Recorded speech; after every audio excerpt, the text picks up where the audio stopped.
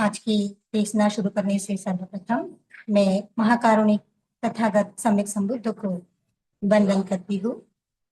उनके द्वारा उपदिष्टित सद्धम्म जो हम सभी के लिए महान मंगलकारी है, उस सद्धम्म को वंदन करती हूँ और उस मार्ग पे चलते आ रहे चलने वाले संघ को मैं वंदन करती हूँ। आप सभी के प्रति बहुत बहुत मंगल कामनाएं करती हूँ और आज की जो धम्म देशनाएं हम शुरू करते हैं, बहुत श्रद्धा से यह जो धम्म है वो सुनना चाहिए। जो कोई व्यक्ति श्रद्धा से सद्धम्म का श्रवण करता है, वह अपने जीवन में बहुत पुण्य संग्रहित करता है। तो आज हम जिन अरहंत थेरी के बारे में जानेंगे,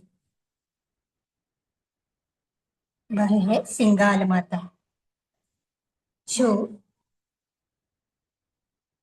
बुद्ध, धम्म और संघ, इनमें अटूट श्रद्धा के कारण जो भी खुली संघ है, उनमें भगवान कहते हैं कि वो श्रद्धा में अग्र है। श्रद्धा में अग्र होने से वो अरहंत हुई है। तो इस प्रकार से जो सिंगाल माता है, उनके जीवनी को हम देखते हैं और जानते हैं कि किस प्रकार से उनकी जो जीवनी है हमारे लिए एक दिशा दर्शक हो सकती है, जिससे हम भी अपने जीवन में ऐसे ही पुण्य कर्म करते रहे। तो जानते हैं अरहंत थेरी सिंगाल माता के बारे में। तो बहुत पहले की बात, जैसे ये माता है, ये उनकी कही हुई बात है, तो बहुत पहले की बात वो कहती है। तो कहती है कि लगभग 100,000 कल्प के पहले की बात है। देखिए, 100,000 कल्प कितने पहले का काल होता है। तो कहती है 100,000 कल्प के पहले पद्मोत्तर सम्यक संबुद्ध के काल में, जो पद्मोत्तर सम्यक संबुद्ध है, जो सम्यक संबुद्ध होते हुए सभी धम्मों में पारंगत होते हैं और उसी धम्म का उपदेश लोगों पर अनुकंपा करने के लिए वो देते हैं। तो कहती है कि जब 100,000 कल्प के पूर्व की ये बात है, तो मैं पद्मोत्तर सम्यक संबुद्ध के काल में हंसावती नगर में एक उच्च कुलीन परिवार में मेरा जन्म हुआ और बहुत ही वैभवशाली थी मैं। सभी प्रकार की संपत्तियां हम कह सकते हैं, या सभी प्रकार के रत्न जो है उस परिवार में थे। यानी वो हम कह सकते वैभवशाली एक परिवार था और बहुत ही श्रद्धा संपन्न था। उसके जो पिता थे, वो हमेशा ही भगवान बुद्ध के उपदेश को सुनने चाहते थे। तो एक बार यह जो सिंगाल माता थी, जो पद्मोत्तर काल में उनका जन्म हुआ था, तब अपने पिता के साथ वह भगवान का धम्म का उपदेश सुनने जाती है और भगवान के द्वारा उपदिष्टित सद्धम्म को सुनकर बहुत ही प्रसन्न हो जाती है, बहुत ही मुदित हो जाती है कि कितना सुंदर भगवान ने यह धम्म की देशना की है। और निश्चय करती है कि अब मैं गृहस्थी जीवन में नहीं रहूंगी, मैं प्रवचित हो जाऊंगी। तो अपनी माता पिता की अनुमति के साथ वह प्रवचित हो जाती है। तो कहती है कि जब मैं प्रवचित हुई, तब मैंने काया से जो भी अकुशल कर्म है उन सब को त्याग दिया। वाचा से जो भी अकुशल कर्म है, मैंने वो सब कुछ त्याग दिया और मन को भी मैं कुशल कर्म में लगा रही थी, मन से भी अकुशल कर्म को हटा रही थी। तो कहती है कि मैं आजीवन यानी उस जीवन में मैंने अपने कर्मों को सुधारा। ये कहती है यह बुद्ध, धम्म और संघ में वह हमेशा ही प्रसन्न रही। कभी भी उसने बुद्ध धम्म और संघ का अनादर नहीं किया, अगौरव नहीं किया, हमेशा बुद्ध धम्म संघ के प्रति गौरव में रही। कहती है, मुझे भगवान बुद्ध के दर्शन की लालसा रहती थी। तो उस काल के जो सम्यक संबुद्ध है, थे पद्मेतर सम्यक संबुद्ध, तो कहती है मैं प्रवज्जा होने के बाद में भी मुझ में श्रद्धा इतनी अटूट थी कि मुझे हमेशा ही भगवान बुद्ध के दर्शन करने का, उनसे धम्म सुनने की एक प्रकार से इच्छा रहती थी। तो कहती है कि मुझे बहुत लालसा रहती थी भगवान के दर्शन की, और त्रिरत्न में मुझे बहुत ज्यादा श्रद्धा थी, अकम्पित श्रद्धा थी। तो जो लोग थे, तब के जो लोग थे, उपासक उपासिका या फिर हम कहते हैं संगम जो लोग थे, तो कहते थे कि जो यह जो भिक्खुनी है उसकी बुद्ध धम्म संघ में बहुत श्रद्धा है, और उसके शील की भी प्रशंसा की जाती थी कि उसका जो शील है बहुत अच्छा है, शील की प्रशंसा की जाती थी। वह संघ में प्रसन्न रहती थी। वह कहती है कि बुद्धों के दर्शन करने वाला प्रखर बुद्धिमान होता है। तो कहती है अपने पूर्व जन्मों को याद करते हुए कि मैं उस समान उस समय में ऐसी थी कि मैं बुद्ध धम्म और संघ में हमेशा ही प्रसन्न रहती थी। मुझे भगवान बुद्ध के दर्शन की लालसा थी। किस लिए? क्योंकि भगवान बुद्ध के श्रीमुख से मुझे सद्धम्म सुनना था, और उस सद्धम्म में मैं हमेशा ही खुश रहती थी, संघ में मैं हमेशा खुश रहती थी। तो कहती है कि जो कोई व्यक्ति भगवान बुद्ध के धम्म में श्रद्धा रखता है वो बहुत ही बुद्धिमान होता है, क्योंकि जानता है, ऐसा धम्म श्रवण करता है जो सत्य है। यह ऐसा धम्म है जो सभी दुखों को मुक्त करने का बल रखता है। ये ऐसा धम्म है जो निर्वाण का परम सुख देता है। तो इस प्रकार से वो जो धम्म है वो धम्म में हमेशा ही रत रहती। तो कहती है कि इस प्रकार से छोटे छोटे धर्म को सुनने वाला होता है वो बहुत ही बुद्धिमान होता है। और कहती है कि मैं बुद्ध में बहुत ही प्रसन्न थी, धम्म में बहुत प्रसन्न थी, और संग में प्रसन्न थी। उसके बाद में कहती है कि हजार 100,000 कल्प के बाद जब पद्मेतर सम्यक संबुद्ध है, उन्होंने देखा कि यह जो भिक्खुनी है वो बहुत श्रद्धा में है। तो एक प्रकार से भविष्यवाणी कहते हैं, क्या कहते हैं कि लगभग 100,000 कल्प के बाद आप गौतम सम्यक संबुद्ध होंगे। उस गौतम सम्यक संबुद्ध के काल में आप सिंघाल माता करके आप प्रसिद्ध होंगे, यानी आपको जाना जाएगा, और भगवान से धम्म प्राप्त करके आप आश्रव से मुक्त हो जाएंगे, आप अरहंत हो जाएंगे।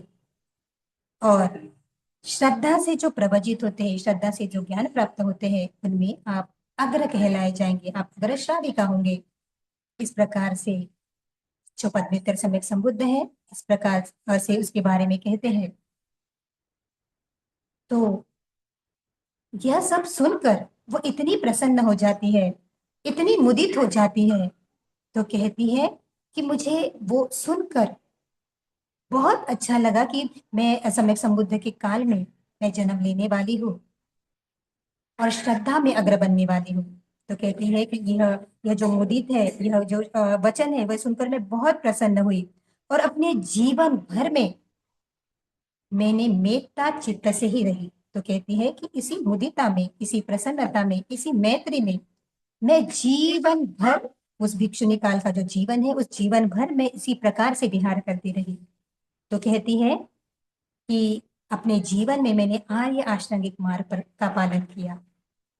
तो भिक्षुनी जीवन है, प्रवज्य जीवन है, बुद्ध का पुत्र या पुत्रियों का जीवन कहा जाता है। तो इस प्रकार से वो आर्य अष्टांगिक मार्ग पर रुट रही जीवन भर, और ब्रह्म विहार में रही। उसके बाद वो कहती है कि यह सब पुण्य कर्म के कारण मैंने जब यह काया त्यागी, तो उसके बाद में मेरा जो जन्म हुआ वो तावंतीस देवलोक में हुआ। तावंतीस देवलोक में भी मैं इसी प्रकार से बुद्ध धम्म और संघ के प्रति श्रद्धा में रही।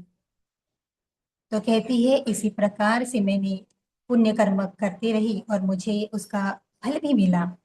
तो कहती है कि अंतिम समय में मैं एक गिरिबज्झ परिवार में, श्रेष्ठ कुल में और बहुत ही वैभवशाली परिवार में मेरा जन्म हुआ, क्योंकि पुण्य कर्म है, बुद्ध धम्म संघ की श्रद्धा है और शील संपन्न है। तो कहती है कि इसी पुण्य के आधार पर मेरा जो अंतिम जन्म हुआ वो अंतिम जन्म भी इसी प्रकार से ऊंचे कुल में और वैभवशाली परिवार में हुआ। तो कहती है कि इस अंतिम जन्म में मेरा जो पुत्र था उसका नाम सिगाल था, सिंघाल भी कहते हैं। तो सिंगाल था, लेकिन ये जो सिंगाल था वो अपने जो माता पिता है उनका आदर गौरव नहीं करता था। इसी वजह से उसके जो पिता है वो पिता उन्हें कहते हैं अंतिम समय के इसमें कहते हैं कि जाओ आप दिशाओं की पूजा करो। तो दिशाओं की पूजा करने से वे जानते हैं कि कभी ना कभी उन्हें सम्यक संबुद्ध कभी ना कभी के दर्शन हो, कभी ना कभी सम्यक संबुद्ध के दर्शन हो सकते हैं और इसके आधार पर वो जो मेरा जो पुत्र है सही मार्ग पर आ सकता है। तो इस प्रकार से अपनी जो पिता है उस पिता को जो वचन दिए उसके अनुसार ये जो सिंघल क्या करता है वो 10 दिशाओं की पूजा करता है। तो एक बार भगवान जानते हैं कि जो सिंघाल माता है उनकी पुण्य पारमिताएं पूरी हो गई है, भी उनका समय आ गया है कि वो भी धम्म में लाभ प्राप्त कर सकती है। तो पिंडपात के लिए जाते हैं और पिंडपात के लिए जाने के समय में जो सिंगाल होता है वो वहां पे दिशाओं की पूजा कर रहा था। तो भगवान सही अर्थ में इन दिशाओं की पूजा कैसे होती है, इन दिशाओं की पूजा का अर्थ क्या होता है, इस प्रकार से धम्म का उपदेश देते हैं। तो यह जो भिक्खुनी सिंगाल माता है बताती है अपने पहले के पहले गृहस्थी जीवन के बारे में। तो कहती है कि यह जो उपदेश भगवान ने दिया है उस उपदेश को सुनने के लिए 2 कोटि जो देव सत्व थे वो देव सत्व ने उनका वो जो धम्म है वो धम्म का श्रवण किया। देखिए भगवान बुद्ध के धम्म का श्रवण केवल मनुष्य ही नहीं करता है, देवलोक भी, देवलोक के देवभूमि के लोग भी इस धम्म का श्रवण करते हैं। इसीलिए भगवान बुद्ध को मनुष्य और देवताओं का शास्ता कहा जाता है। तो 2 कोटि लोगों ने, 2 कोटि जो देव पुरुष थे उन्होंने यह जो धम्म है वो धम्म का श्रवण किया और इस धम्म का श्रवण करने के समय में यह जो सिंगाल माता थी वो सिंगाल माता भी सोतापति अवस्था को प्राप्त हुई। तो कहती है क्योंकि बहुत पूर्व जन्म के कर्म है, बुद्ध धम्म संघ में श्रद्धा है और फिर धम्म सुनना चाहती है। इस प्रकार से जब धम्म सुनती है पहली बार उस जीवन में तो सोतापति अवस्था को प्राप्त हो जाती है। और अभी उसका जो चित्त है, मन है, अभी वो गृहस्थी जीवन में नहीं लगता। तो अपने पुत्र से कहकर पुत्र से कहकर वो प्रवचित हो जाती है और जब प्रवचित हो जाती है तो अ, अ, सोतापति फल को प्राप्त होने के बाद में जब प्रवचित हो जाती है तो कहती है कि मुझे हमेशा ही बुद्ध दर्शन की लालसा हुई, मेरी हमेशा से इच्छा थी कि मैं बुद्ध के दर्शन कर पाऊं, उनके श्रीमुख से धम्म को श्रवण करूं। तो कहती है कि मैंने जब यह प्रवचित हो गई तो मैं केवल बुद्धानुसति ही करती रही, बुद्ध को ही याद करके गौरव करके मैंने अरहंत अवस्था को प्राप्त किया। तो देखिए जिन व्यक्तियों की बुद्ध धम्म और संघ में अविचल श्रद्धा होती है, जो बुद्ध धम्म और संघ का गौरव करते हैं, वो बहुत पुण्य अर्जित करते हैं। इस प्रकार से अपने अनेक जन्मों में, अनेक भव में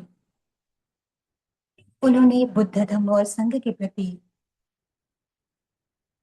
शरणागति ली, श्रद्धा संपन्न थी वो और अपने पुण्य पारमिताओं को करते करते बुद्धानुसति के ध्यान के द्वारा अरहंत अवस्था को प्राप्त होती है। तो कहती है, मुझे हमेशा ही भगवान बुद्ध के दर्शन की लालसा थी। मैं हमेशा ही भगवान के दर्शन करना चाहती थी, उनसे धम्म सुनना चाहती थी। तो कहती है, जब मैं अरहंत हुई, सभी आश्रयों से मुक्त हुई, फिर भी मुझे बुद्ध के दर्शन करने जाना था। तो कहती है, जब मैं बुद्ध के दर्शन करने चाहती जा रही थी, तब उस संपूर्ण काल में मैंने अपने अतीत जीवन के बारे में दिया जाना कि किस प्रकार से मैंने उस अतीत काल में भी पुण्य कर्म करती रही, आर्य अष्टांगिक मार्ग पर चलती रही, बुद्ध धम्म और संघ के प्रति गौरव करती रही, धम्म का श्रवण करती रही। तो इस प्रकार के अपने अतीत पुण्य को वो याद करती है और कहती है कि इनको याद करते करते मैं भगवान के दर्शन करने गई। तो भगवान को अभिवादन करके जब मैं वहां बैठ गई, तो भगवान सभी को बताते हैं कि ये जो सिंघाल माता है, वो श्रद्धा से, बुद्ध धम्म और संघ के प्रति श्रद्धा से मुक्त होने वाले जो है उनमें वो अग्र है। यह सिंघाल माता है। तो कहती है, मैंने सभी आश्रयों से मुक्ति पा ली है। मैंने 6 प्रकार की अभिज्ञा प्राप्त की है, 3 प्रकार का ज्ञान प्राप्त कर लिया है और अपने सभी भवचक्र को नष्ट कर दिया है। अभी मेरा फिर से भव नहीं हो सकता। तो इस प्रकार प्रसन्न होती है।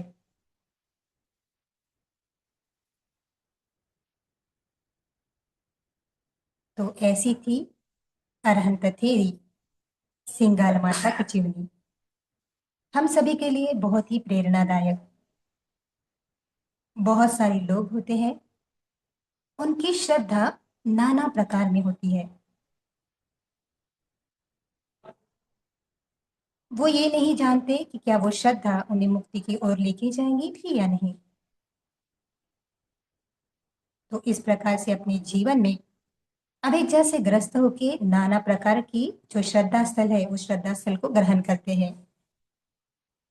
लेकिन जो दुख से मुक्त होना चाहते हैं,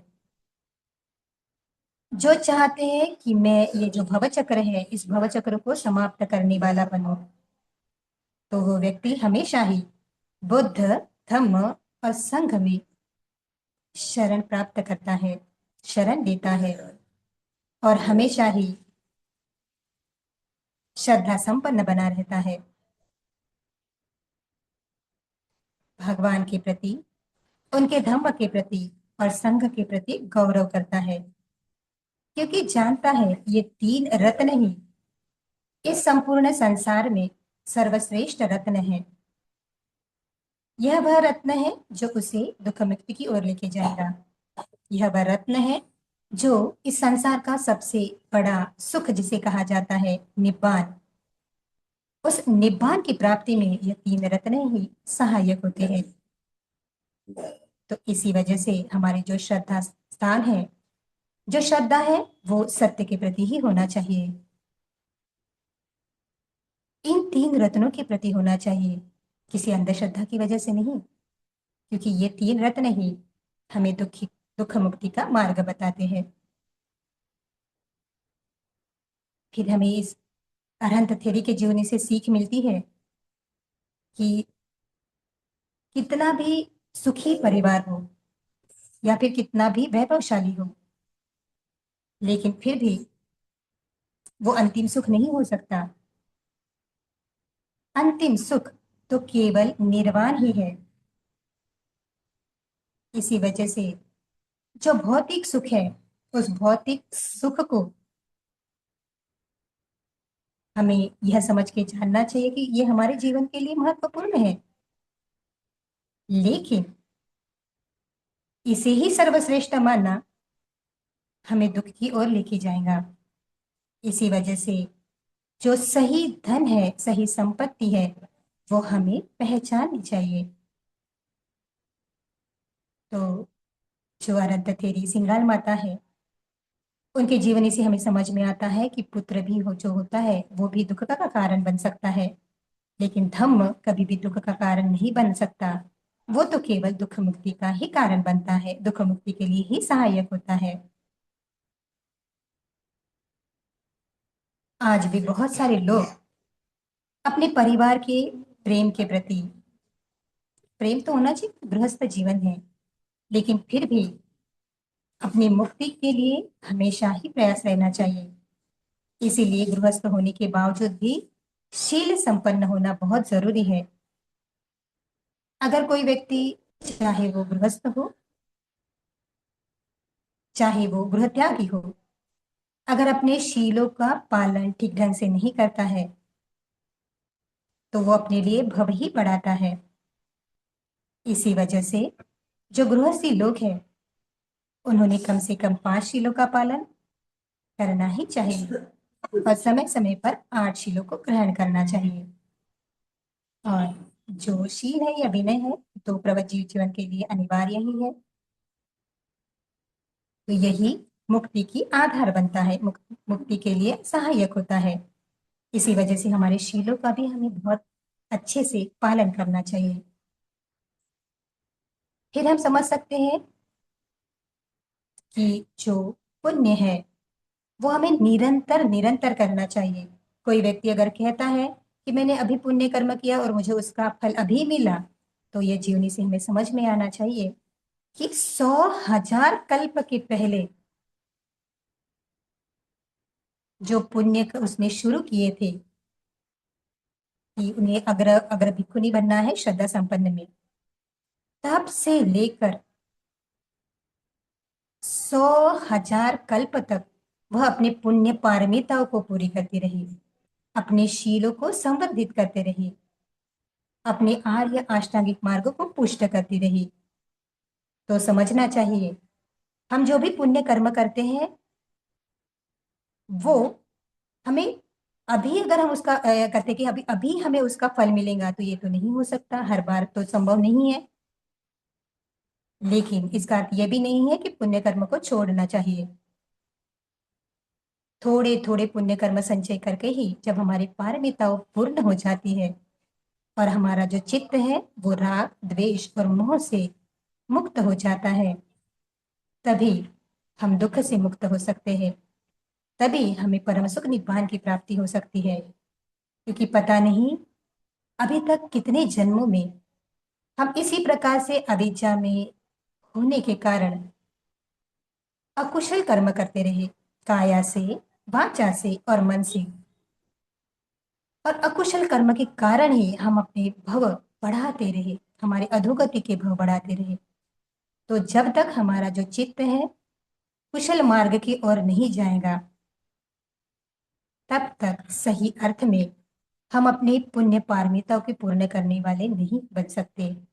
इसी वजह से भगवान की शिक्षा है, सब पापस्य अकरणं कुशलस्य उपसंपदा सचित्त पर्योतपनम एतन बुद्धान शासन। अगर हमें अपने दुख से मुक्त होना है, तो सभी बुद्ध यही शिक्षा देते हैं कि अकुशल कर्म से हमें दूर रहना चाहिए, कुशल कर्म की उपसंपदा ग्रहण करनी चाहिए। और ये जो मन है, ये जो चित्त है, उस चित्त को परिशुद्ध करने का प्रयास करना चाहिए। तो जो व्यक्ति अपने चित्त को परिशुद्ध करता है, वो अपने सभी दुख से मुक्त होता है। तो ऐसी थी अरहंत थेरी सिंगाल माता की कथा, जो हमें सही अर्थ में समझाती है कि कोई व्यक्ति इन 3 रत्नों की शरण ग्रहण करके किस प्रकार से पुण्य संग्रहित करता है और किस प्रकार से अपने सभी दुख से मुक्त हो सकता है। इन सिंगाल माता अरहंत थेरी को कोटि कोटि वंदन करते हैं। साधु साधु साधु।